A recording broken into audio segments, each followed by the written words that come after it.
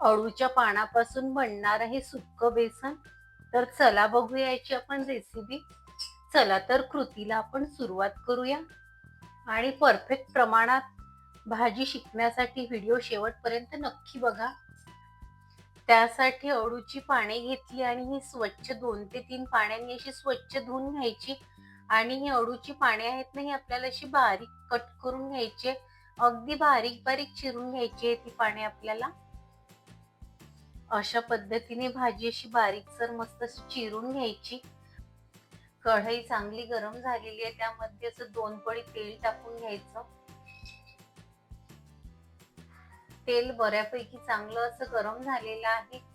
लगेचच आपण मोहरी टाकून घ्यायची. जवळजवळ 1 चम्मच मोहरी ही टाकून घ्यायची. पोहे खाण्याच्या चमचा एवढी मोहरी आहे. मोहरी चांगली तडतडायला लागली की लगेचच जिरं टाकून घ्यायचं. आणि जिरं आणि मोहरी चांगल्या प्रकारे अशी छान तडतडली. जिरं आणि मोहरी छान अशी तडतडल्यानंतर लगेचच हे मोठे मोठे 2 कांदे असे चिरून घेतलेले आहेत बारीकसर ते टाकून घ्यायचे. कांदा परतून जवळजवळ 2 मिनिट झालेले आहे. आता लगेचच आपल्याला लसूण पेस्ट टाकून घ्यायची. लसूण पेस्ट आवडीनुसार टाकून घ्यायची. जवळजवळ हे 7 ते 8 लसूण आहेत मोठे मोठे, त्याची पेस्ट करून घेतलेली आहे. ही भाजी करताना एक काळजी घ्यायची, जिरं आणि मोहरी चांगली अशी तडतडली पाहिजे, मग चव छान येते या भाजीला. कांदा चांगला असा हलका सोनेरी झालेला आहे.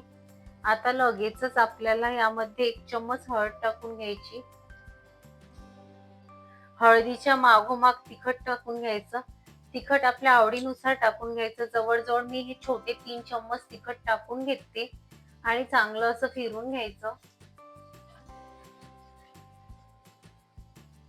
चांगले मसाले फिरून झाल्यानंतर जे आपण अळूची पाने अशी कट करून ठेवली होती ती टाकायची आहेत.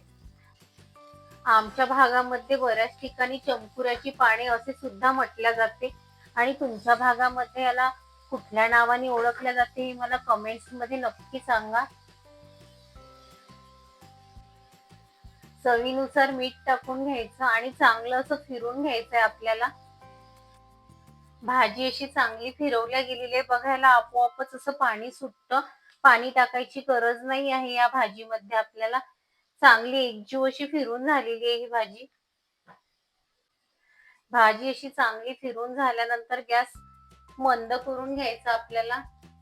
आणि चणा डाळीचं पीठ जे असतं ना, चणा डाळीचं पीठ घेऊन असं वरून आपल्याला भुरभुरायचं आहे.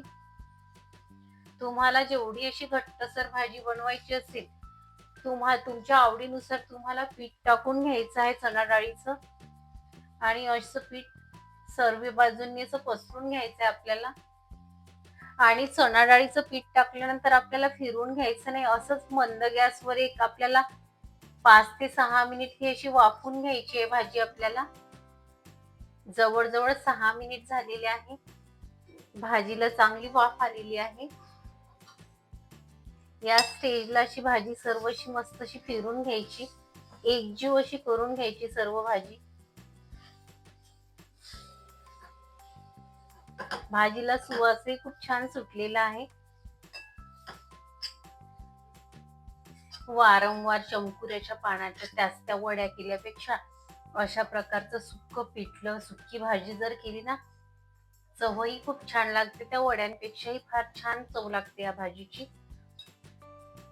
भाजलेले तीळ टाकून घ्यायचे आपल्याला. अशा पद्धतीने एक वेळ अशा चमकुऱ्याच्या पानाची सुक्की भाजी करून तर पहा.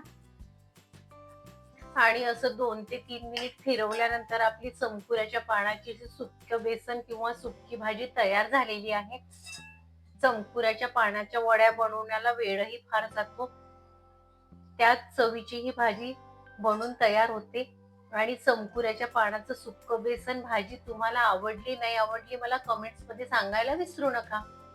आणि तुमच्या मित्र मैत्रिणींमध्ये शेअर करायला अजिबातही विसरू नका.